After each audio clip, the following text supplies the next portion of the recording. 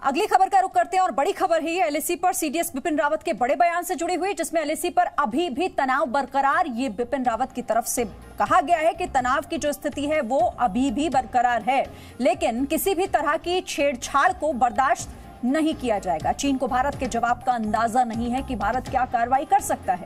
हमें defence diplomacy की अहमियत पता है, हमने मिलिट्री डिप्लोमेसी बेहतर तरीके से की है। आने वाले समय में हम अपनी डिफेंस इंडस्ट्री को बढ़ते देखेंगे।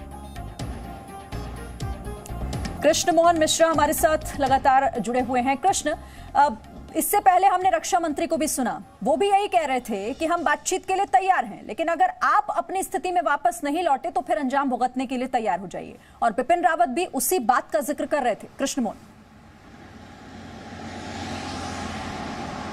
बिल्कुल साफ संदेश है, क्योंकि अभी लगभग 1 घंटा हो चुका है। चुशूल में भारत और चीन की कोर कमांडर स्तर की बातचीत शुरू हो चुकी है। बहुत महत्वपूर्ण है, 8वें दौर की ये बातचीत है।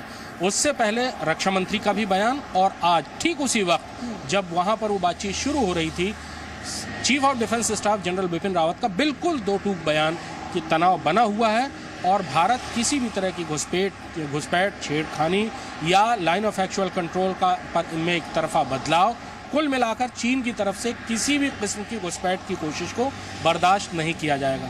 यह भारतीय सेना और भारत राष्ट्र जो एक है उसका जो संकल्प है उसको एक बार फिर से दोहराया गया है कि किसी भी स्थिति में घुसपैठ बर्दाश्त नहीं की जाएगी। सीमा पर 1 इंच पीछे हटने के लिए भारत राजी नहीं है। सीमा पर तनाव बना हुआ है और वो तनाव तब तक बना रहेगा जब तक चीन वापस जाने के लिए तैयार न हो जाए।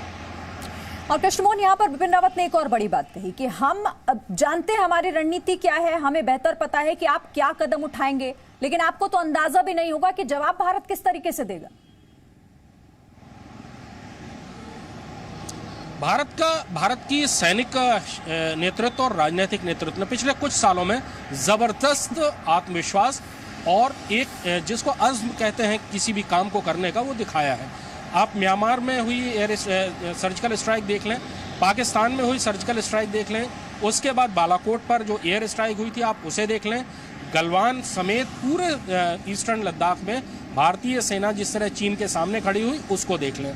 अंतर साफ समझ में आ जाएगा कि भारतीय सेना और भारतीय सैनिक नेतृत्व, उसके पीछे भारतीय राजनीतिक नेतृत्व पूरी तौर पर खड़ा हुआ है।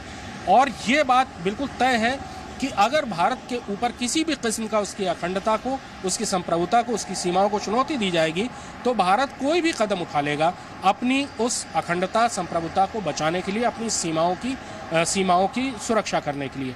जनरल रावत का ये कहना बिल्कुल उसी तरफ इशारा था कि भारत के पास बहुत सारे ऑप्शन हैं। सैनिक रूप से भारत बहुत ताकतवर है। भारत के पास हर किस्म के ऑप्शंस खुले हुए हैं जो कि कन्वेंशनल हैं, जिसमें एयर स्ट्राइक है, जिसमें मिसाइल से स्ट्राइक है, जिसमें दूसरी बहुत सारी चीज़ें हैं जो कि सैनिक नेतृत्व को पता होता है कि किस समय कौन सी कार्रवाई करनी है। वो सारे ऑप्शंस खुले हुए हैं और भारत उनमें से किसी का भी कभी भी इस्तेमाल कर लेगा अगर उसकी सीमा पर, उसकी संप्रभुता पर, उसकी अखंडता पर कोई आंच आएगी। जाहिर तौर पर ये मैसेज सीधा है, सटीक है, साफ साफ शब्दों में है, जिसे चीन को समझना होगा, वरना वो अंजाम के लिए तैयार रहे। शुक्रिया आपका हमारे साथ जुड़ने के लिए कृष्ण मोहन मिश्रा।